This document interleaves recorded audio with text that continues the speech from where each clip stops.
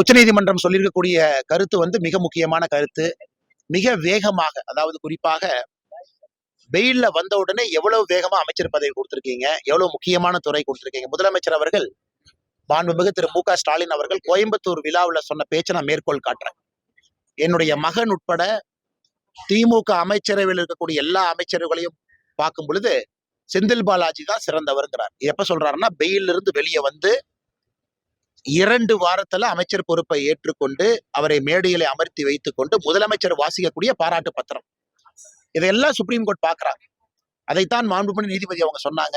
இவ்வளவு வேகமா மாநில அரசு முக்கியமான பொறுப்பு கொடுக்குறீங்கன்னா அவர் சாட்சியை கலைப்பதற்கான வாய்ப்பு அதிகம். ஏன்னா சுப்ரீம் கோர்ட் எங்கேயும் ஒரு நிரபராதின்னு சொல்லி சார்ஜ் ஷீட் போட்டாங்க. சார்ஜ் ஷீட் போட்ட பிறகு எதுக்கு ஜெயில இருக்கணும், நீங்க வெளியே போங்கன்னு தான் பெயில் கொடுத்திருக்காங்க.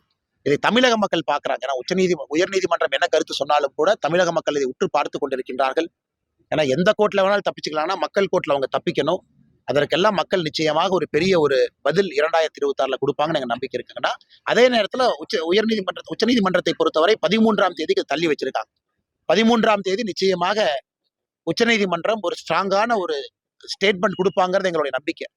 குறிப்பாக பொறுப்புல இருக்கணுமா, துறையில கையெழுத்து போடணுமா, பினான்சியல் பவர்ஸ் இருக்கணுமா, ஒரு குற்றம் சாட்டப்பட்டவரின் மீது, சார்ஜ் ஷீட் போடப்பட்டவரின் மீது முகாந்திரம் இருக்கக்கூடிய ஒரு வழக்குல அவங்க இதே போல அரசு அதிகாரியை போல எல்லாம் அவங்களுக்கு அந்த பவர் கொடுக்கணுமா அப்படிங்கறதெல்லாம் உச்சநீதிமன்றம் பார்ப்பாங்கிற நம்பிக்கை இருக்கு. நானும் 13ஆம் தேதி உச்சநீதிமன்றம் என்ன சொல்றாங்கன்னு கேட்பதற்காக சொல்லுவாங்கக்காக நான் காத்து கொண்டிருக்கின்றேன்.